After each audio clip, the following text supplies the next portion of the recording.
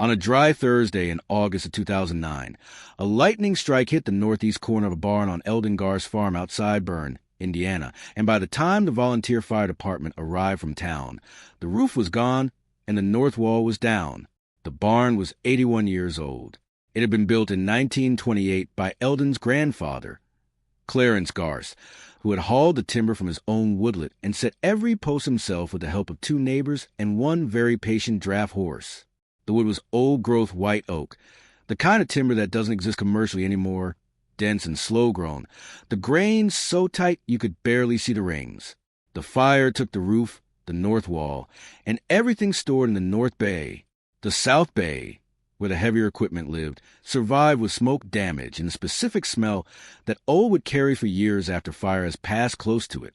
The barn was not what mattered to Eldon. What mattered was what was in it. Eldon Garst was 64 years old in the summer of 2009. He had farmed the same 310 acres his grandfather had assembled between 1921 and 1935, the years when Adams County land was cheap enough that a careful man with a good eye and no debt could accumulate ground at a pace that would have been impossible in any other decade. If you're enjoying this story so far, don't forget to hit the like button and subscribe. Drop a comment telling me where in the world you're watching from. I love hearing from you. Clarence Garst had been that kind of man, careful and quiet, with the specific patience of someone who understands that the right opportunity arrives on its own schedule and cannot be hurried. He had bought land when his neighbors were selling. He had bought equipment when his neighbors were scrapping. He had kept things running when other men were replacing them, not out of poverty, but out of the deep conviction that a thing built correctly and maintained honestly will outlast anything built quickly and replaced often. The equipment in the South Bay of that barn was Clarence's equipment, not all of it. Eldon had added machines over the decades as the farm required, but the oldest pieces, the ones that sat in the back corners and along the south wall, those were Clarence's, and the oldest of all of them, covered in a canvas tarp that Eldon replaced every 5 years whether it needed it or not, was a 1934 Oliver Hartpar 28-44. If you know antique tractors, that name means something to you. If you don't, let me tell you what it means. The Oliver Hartpar 28-44 was produced for only a brief window in the early 1930s, during the transition period when the Oliver Farm Equipment Company was consolidating 3 separate manufacturers, Hartpar, Nichols and Shepard, and the American Seeding Machine Company, into a single brand. The 28-44 designation referred to its horsepower ratings, 28 at the drawbar, 44 on the belt. It was a large tractor for its era, a serious machine built for serious work, with a 4-cylinder engine of considerable displacement and a weight that gave it the ground traction the horsepower required. It was not a pretty tractor in the way that certain machines are pretty. It was purposeful, massive cast-iron components, a long hood over a long engine, the operator station set back over the rear axle in the style of the era. Oliver produced a 28-44 for only a few years before rationalizing their line and discontinuing it. Total production was limited. Surviving examples in original, unrestored condition were, by 2009, extraordinarily rare. Most have been scrapped during the steel drives of World War II.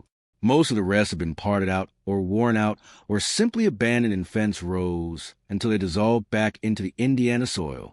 Clarence Garst had bought his in 1936, 2 years after it was built, from a neighbor who was liquidating and needed cash.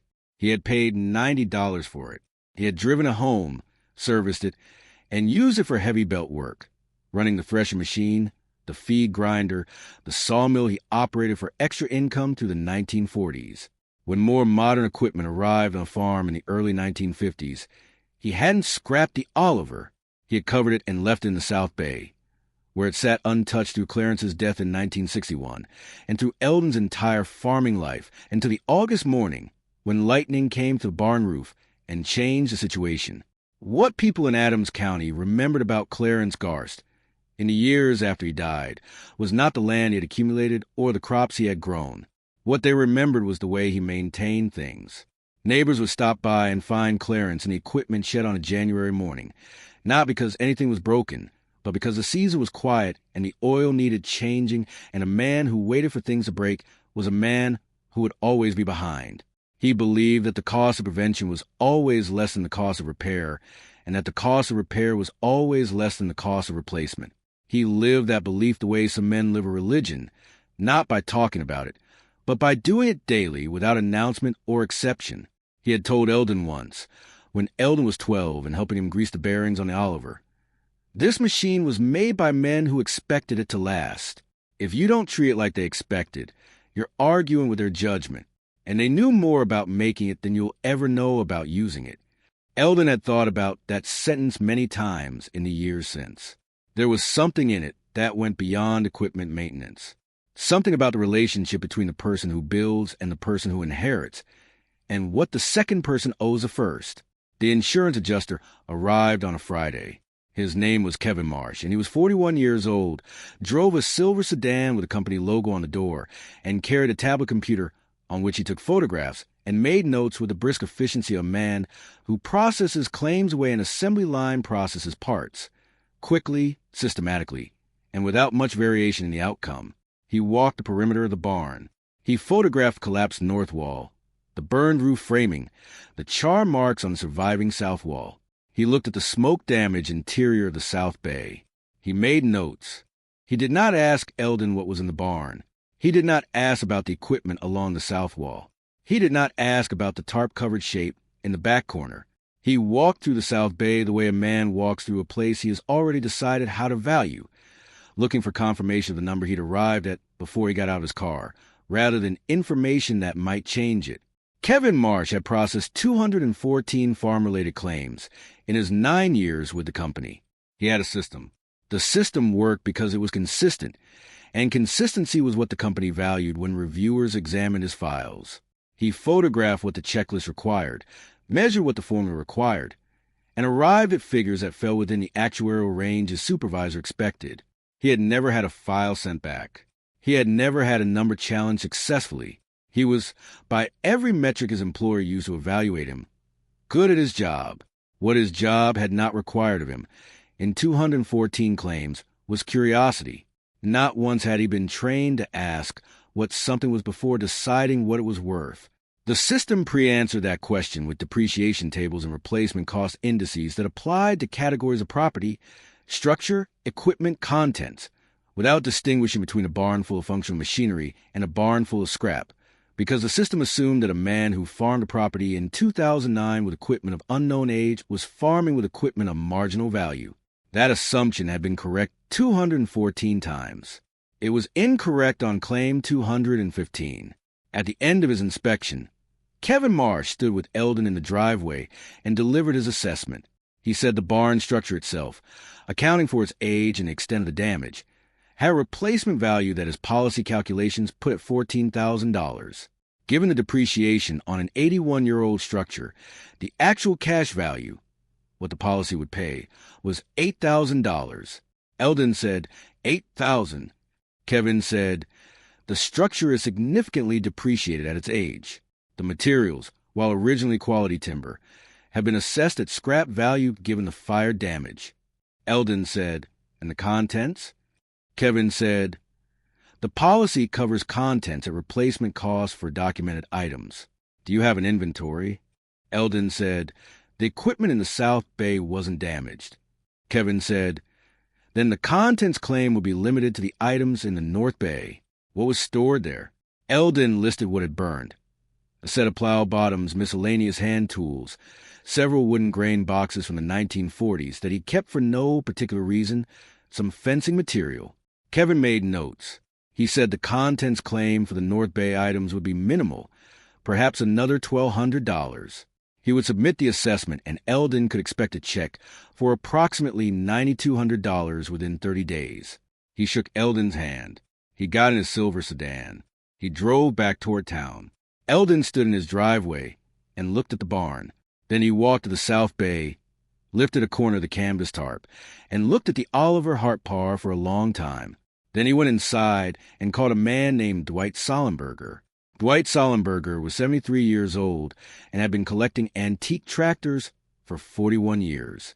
He lived in Bluffton, 20 miles north of Bern, on a farm that his neighbors called Dwight's Museum, which was not an insult. It was accurate. He had 37 machines on the property in various states of preservation, ranging from a 1917 Waterloo boy that he'd spent 6 years restoring to a 1949 Coxsut 30 that he bought the previous spring and hadn't started on yet. He was, in the estimation of everyone who knew antique farm equipment in Northeast Indiana, the person you called when you had something you didn't understand. Eldon had met him at a Thresherman's reunion in 2003. They had talked for 2 hours about Clarence Garce Oliver, which Eldon had mentioned in passing. Dwight had become very still when Eldon described it, and had asked a series of questions. The serial number location, the configuration of the engine, the presence or absence of the original magneto, with the focused precision of a man who knows exactly what he is asking about and exactly why the answers matter. Before they left the reunion, Dwight had given Eldon his number and said, "If you ever decide to do anything with that tractor, anything at all, call me first." Eldon had not called him in the 6 years since, but he called him now. Dwight arrived the next morning at 7:15.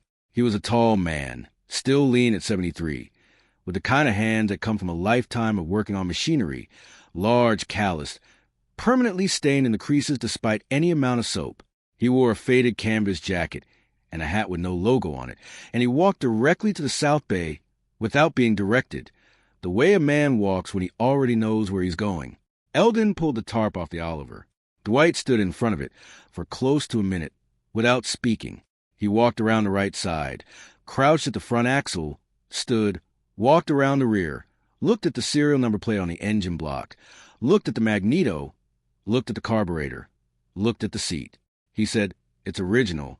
Eldon said, "As far as I know, my grandfather never did anything to it beyond maintenance." Dwight crouched again at the front. He ran his hand along the inside of the front axle housing. He looked at something there, a casting mark, a date stamp, something Eldon couldn't see from where he stood. He said, "Eldon, do you know what serial number range you're in?" Eldon said, "I never looked it up." Dwight stood and turned around. His expression was not dramatic, but it was careful in the way that the expression of a man is careful when he is in the presence of something that requires care. He said, "This is a first year 28 to 44, early production, before they made the changes to the governor housing in mid-1934.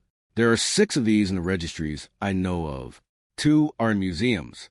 1 is in England. 2 are in private collections that I've seen, and neither one has the original carburetor." Eldon said, "And this one does." Dwight said, "This one has everything. Original magneto, original carburetor, original seat. The paint is gone, but the decals. Look here." He pointed to the area below the fuel tank. There was something there, faint against the aged metal, the ghost of a decal that had survived under a layer of dust and time. That's an original transfer. You can't reproduce that. The colors are wrong on every repro I've ever seen." He was quiet for a moment. He said, "Does it run?" Eldon said, "It ran in 1952. My grandfather started it for me when I was 7 years old. I've never tried since." Dwight looked at the tractor. He said, "With your permission, I'd like to spend some time with it." Eldon said, "How much time?"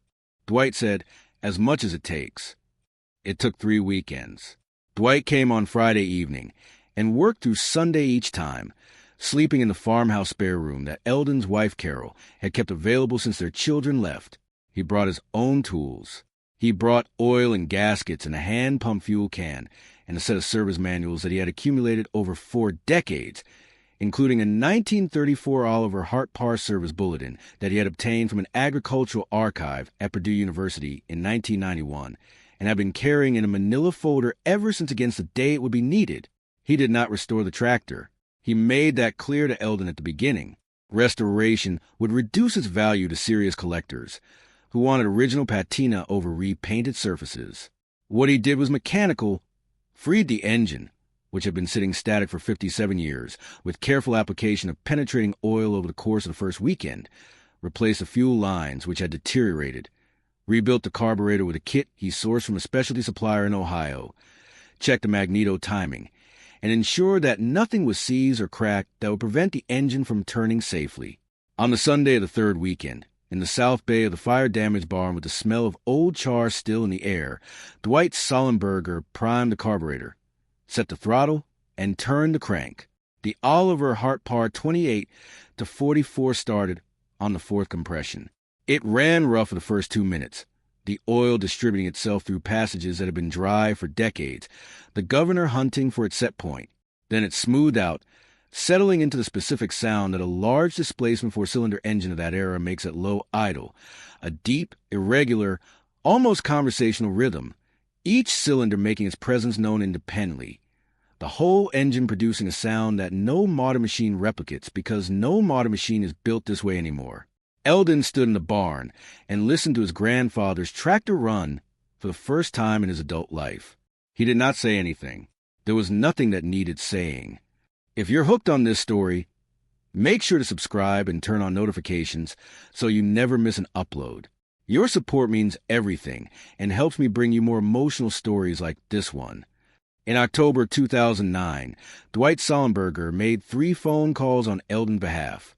The first was to a collector in Ohio named Robert Fitch, who had been seeking a first-year Oliver 28 to 44 for 11 years, and who said, when Dwight described what he had seen, that he would drive to Indiana that weekend. The second was to a dealer in antique agricultural equipment in Illinois named Paul Gerber, who handled private sales of significant machines on a commission basis. The third was to a man named Thomas Brower in Lancaster, Pennsylvania, who represented a private agricultural museum that had a standing acquisition budget and a specific interest in early Oliver production. Dwight did not tell any of these men what the tractor might be worth. He told them what it was. He told them the serial number, the configuration, the originality of the components, the operational condition. He told them it had started and run. He told them the decal was intact. He let the facts speak. Robert Fitch arrived on Saturday. He spent an hour with the tractor and made an offer of $220,000. He said he would have the money in certified funds within 72 hours. He shook Eldon's hand with the specific solemnity of a man who has just seen something he spent a decade looking for. Paul Gerber arrived the following Tuesday. He photographed the tractor extensively and said he believed a public auction of a machine of this significance would generate competitive bidding that could exceed private sale prices, and that he would take 10% of the final sale price for his services in handling the process. He said his estimate of auction value was $280,000 to $320,000. Thomas Brower came on Thursday. He represented his museum with a letter of intent and an offer of $260,000, noting that institutional acquisition could happen quickly and without the uncertainty of auction. Eldon sat at his kitchen table with Carol on Thursday evening and looked at 3 offers on a tractor that an insurance adjuster had walked past without asking a single question about. Carol said, "What do you want to do?" Eldon said, "I want to know what my grandfather would have done." Carol said, "He kept it for 73 years. Eldon said, "He kept it because it was worth keeping, not because of the money." Carol said, "Is it still worth keeping?" Eldon thought about that for a long time. He thought about Clarence Garst buying the Oliver in 1936 for $90. He thought about the south bay of a barn built from white oak timber and a canvas tarp replaced every 5 years, and a man starting an engine in 1952 for a 7-year-old boy to hear. He thought about what the tractor represented, which was not money but continuity, the specific continuity that a maintained object carries through time, the evidence that someone thought it worth keeping when keeping was not the easy choice. He said, "Granddad kept it because he believed things that were built right deserved to last. I kept it because he kept it. At some point, keeping it becomes holding on, not preserving." Carol said, "And?" Eldon said, "It should go to someone who will care for it the way he cared for it, not for what it's worth, for what it is." He chose the auction, not because the money would be higher, though Paul Gerber's estimate proved accurate, but because a public sale would establish a public record. A machine of that significance, sold in front of witnesses, would enter the historical record of antique farm equipment in a way that a private transaction would not. Eldon felt that Clarence deserved the record. The auction was held in November, organized by Paul Gerber through an established antique farm equipment auction house in Ohio that held 3 major sales per year, and whose bidder list included collectors from 14 states and several foreign countries. The 1934 Oliver Hart Par 28-44, serial number 201847, was offered as Lot 23. The catalog description ran to 4 paragraphs. It noted the serial number range, the first-year production significance, the complete originality of major components, the intact transfer decal, the operational status confirmed by Dwight Sollenberger in the provenance, purchased new by Clarence Garce of Adams County, Indiana in 1936, maintained on Garce Farm in original condition through 2009, never restored or modified. The morning of the auction, Eldon arrived at 7, 2 hours before the sale began. The Oliver was on the floor near the front of the hall, positioned under a bank of lights that Paul Gerber had arranged specifically to show the decal and the original castings. There were perhaps 60 people in the room by 9 o'clock, not a crowd in the county fair sense, but a specific kind of crowd, men, and a few women who had driven long distances because the catalog had told them something worth driving for might be here. Eldon watched them come up to the tractor one by one. They did what Dwight had done. They crouched, they looked at specific things, they ran fingers along specific surfaces. They were reading the machine the way Dwight read machines, completely and without hurry, checking the things that a person who had spent decades caring about these objects would know to check. One man, a retired agricultural engineer from Michigan, shook Eldon's hand and said, "Your family kept this machine exactly right. You have no idea how rare that is." Eldon said he was beginning to understand it. The man said, "Most of them get restored. Somebody thinks they're helping and they repaint everything and lose the patina and half the documentation written into the original surfaces. This one is untouched. That's the difference between a museum piece and a historical document." Eldon had not thought of it that way before. A historical document. He thought about Clarence in the South Bay, replacing a canvas tarp every 5 years, checking oil on an engine he no longer used. He had not been preserving a document. He had been honoring a conviction. But the result was the same. Bidding opened at $120,000. It closed at $310,000. The buyer was a private collector from Minnesota who had been in the room for 30 seconds before the bidding started and who raised his paddle 9 times without visible emotion. The way a man bids when he knows exactly what something is worth and has decided in advance what he is willing to pay. Eldon was present for the auction. He sat in the 3rd row with Carroll and Dwight Sollenberger. When the gavel came down at $310,000, he did not stand. He did not raise his hands. He sat quietly for a moment, then looked at Dwight, who nodded once, and looked at Carroll, who had her hand on his arm. He thought about Kevin Marsh, who had walked through the South Bay of that barn with a tablet computer and not asked a single question about what he was looking at. He did not feel angry about it. He felt something else, something closer to the specific sadness of watching a person walk past something extraordinary without seeing it. Kevin Marsh was not a bad man. He was a man doing a job he had been trained to do, using tools he had been given, arriving at numbers he had been taught to produce. He had not been trained to see what Eldon's grandfather had built and what Eldon had kept and what Dwight Sollenberger had understood the moment he ran his hand along the front axle housing. You cannot train that kind of seeing in a weekend course or certification program. It comes from 40 years of caring about things that most people have stopped caring about. Eldon deposited the auction proceeds in January of 2010, after Paul Gerber's commission and Dwight's expenses, which Eldon paid without being asked, because Dwight had not asked for anything. The net was $278,000. He used $32,000 of it to rebuild the barn, not replace it, rebuild it.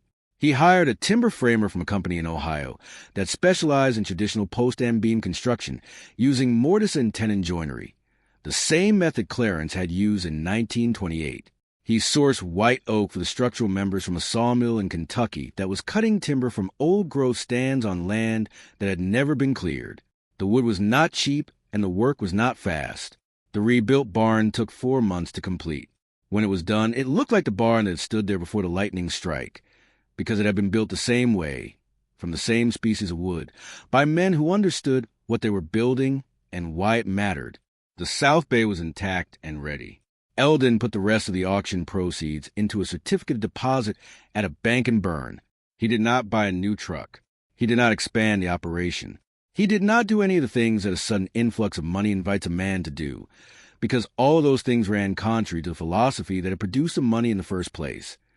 The philosophy that Clarence had practiced for 60 years, and that Eldon had inherited along with the land and the equipment and the canvas tarp. The philosophy was simple enough to state, though difficult to live. The value of a thing is not what someone will pay for it today. The value of a thing is what it becomes when someone cares for it honestly for a long time. Clarence had not bought the Oliver knowing it would sell for $310,000 73 years later. He had bought it because it was a serious machine built to do serious work, and because $90 was a fair price for something built that well, and because he intended to maintain whatever he owned with the same care its makers had put into building it. The money was a result of that intention, applied over 3 generations of keeping and maintaining, and replacing a canvas tarp every 5 years, even when there was nothing pressing that required it. Eldon continued farming the 310 acres away he had always farmed them, without debt beyond the current operating season, without expansion beyond what the land in his own capacity could sustain, without replacing anything that was still working. He retired in 2015. His daughter Margaret and her husband took over the farm. They farm it today. There is a postscript to this story that belongs in the telling. 6 months after the auction, Eldon received a letter from Kevin Marsh, not from the insurance company, from Kevin Marsh personally, handwritten on plain paper. He had heard about the auction from a colleague who had seen a brief mention of it in a trade publication for antique equipment dealers. His colleague had shown him the article. Kevin had recognized the address. The letter said he had been thinking about the inspection since he read the article. He said he was sorry he hadn't asked about the equipment in the South Bay. He said he should have asked. He said he would ask in the future. He did not ask for anything. He did not explain himself or offer excuses. He said what he should have done and acknowledged that he hadn't done it. He signed his name. Eldon wrote back. He told Kevin that the tractor had been in the barn for 57 years, covered with canvas tarp, and that he himself had not fully understood what he had until a man who had spent 40 years caring about old machines told him. He said there was no failure of attention that Kevin should feel alone in. He said the lesson, if there was one, was not that Kevin should have known more. It was that there are people who know, and the useful skill is knowing how to find them before the decisions are made rather than after. He told Kevin about Dwight Sollenberger. He gave Kevin Dwight's phone number. He closed the letter by saying that the barn had been rebuilt and that the South Bay was full again, and that someday there'd be another tractor in the back corner under canvas tarp, and that he hoped whoever assessed it next would ask what was in there before he opened his tablet and started making notes. He signed it, Eldon Garst, Adams County, Indiana. The Oliver Hartpar 28-44 is in a collection in Minnesota. It is maintained in the condition in which it was sold. Unrestored, original, operational. The collector who bought it starts it twice a year, in spring and fall, and lets it run for an hour in his equipment building while he makes notes in a log he keeps for each machine in his collection. In the log, he told Kevin about Dwight Sollenberger. He gave Kevin Dwight's phone number. He closed the letter by saying that the barn had been rebuilt and that the South Bay was full again, and that someday there'd be another tractor in the back corner under canvas tarp, and that he hoped whoever assessed it next would ask what was in there before he opened his tablet and started making notes. He signed it, Eldon Garst, Adams County, Indiana. The Oliver Hartpar 28-44 is in a collection in Minnesota. It is maintained in the condition in which it was sold. Unrestored, original, operational. The collector who bought it starts it twice a year, in spring and fall, and lets it run for an hour in his equipment building while he makes notes in a log he keeps for each machine in his collection. In a log entry for the first start, in the spring of 2010, he wrote, "Engine starts well, governor smooth, carburetor clean, decal intact. Provenance is excellent. The machine has been cared for by people who understood what they had. My job is to continue that. That is the whole point of the story."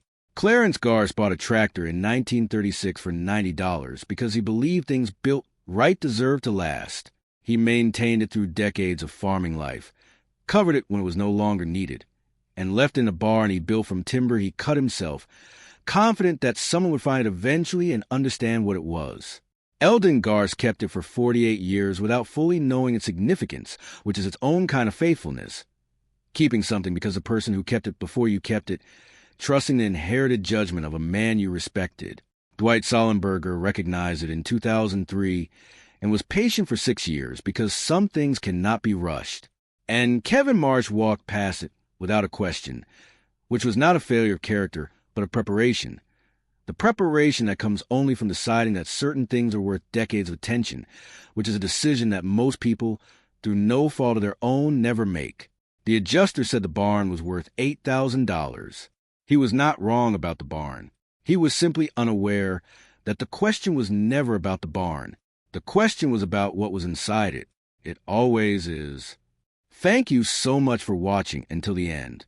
If you loved this story, check out the other videos on your screen now. I think you'll really enjoy them. And don't forget to subscribe if you haven't already. See you in the next story.